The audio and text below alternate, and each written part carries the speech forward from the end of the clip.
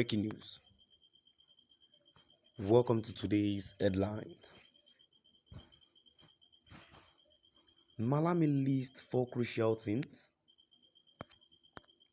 that will determine Nnamdi Kanu's freedom. Malami lists 4 crucial things that will determine Nnamdi Kanu's freedom.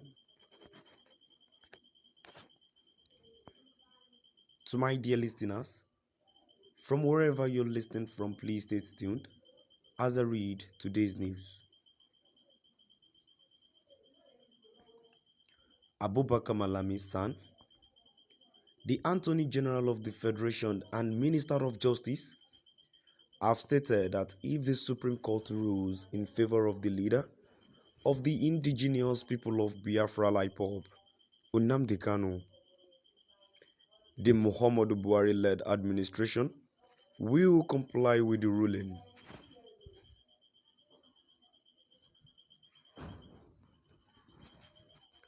According to reports within Nigeria, Nigeria's chief law officer has stated that the federal government will pursue all legal options in the case of the IPOB leader. When the cases are exhausted, when within the context of the rule of law and the decisions and conclusions are in his favor, the government will comply. But whatever option is open and available to the government will exploit it within the context of the rule of law,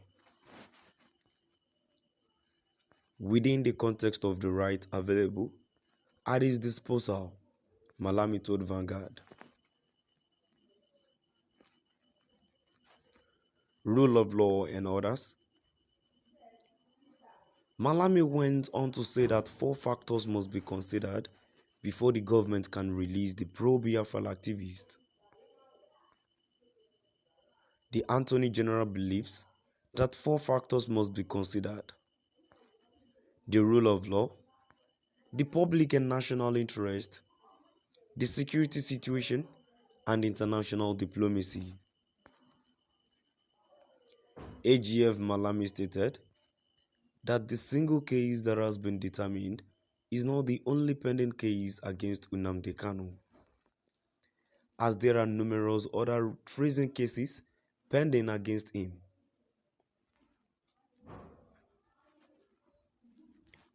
He said, to release or not to release Nnamdi Kanu is a function of the law and the rule of law for that matter. In arriving at a decision whether to release or not to release, 1, you look at the rule of law. 2, you look at the public and the national interest. 3, you look at the security situation. And 4, you look at international diplomacy. Let me first talk about the rule of law. This is someone that has been granted bail on account of charges that have been preferred against him at the court. To the international community, a case of fugitive is established against the background of bail jumping. 2, arising from national security. This is someone that is charged with treason, incitement of the public, destruction of civil authority, a kind of murder and assassination of others on account of his incitement. That boils down to issues that border us on issues of national security and criminality. 3, on account of international diplomacy.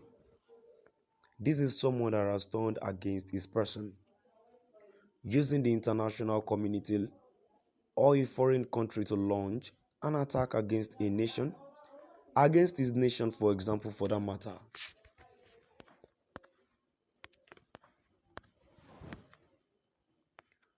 So all these naturally come into play to determine what you do. So if you have equally gone through judicial processes, multiple cases, a case of treason, a case of homicide, a case of jumping bail, among others, the fact that you have indeed succeeded in one case as opposed to multiple others that are pending goes to establish the fact that case cannot be the only basis and criteria for determining whether you are entitled to be released or not. So the simple question is whether what the federal government has done by way of not releasing Kanu is justified within the context of the rule of law. And my answer is yes, it is justified. This is because the single case that has been determined is not the only pending case against Kanu, as there are other multiple cases associated with treason. There exist multiple appeals that are pending and yet to be determined. And then again, there are international public interest dimensions, and the essence of the government is the sustenance of the public and not an individual interest.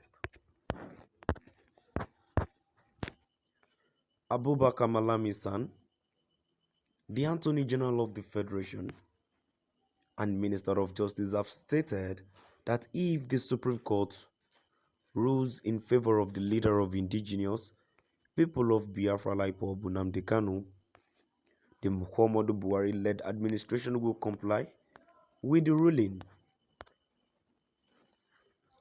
According to report, within Nigeria, Nigerian's chief law officer has stated that the federal government will pursue all legal options in the case of the IPOB leader. To my dear listeners, now we've come to the end of our today's news. Please do drop by the comments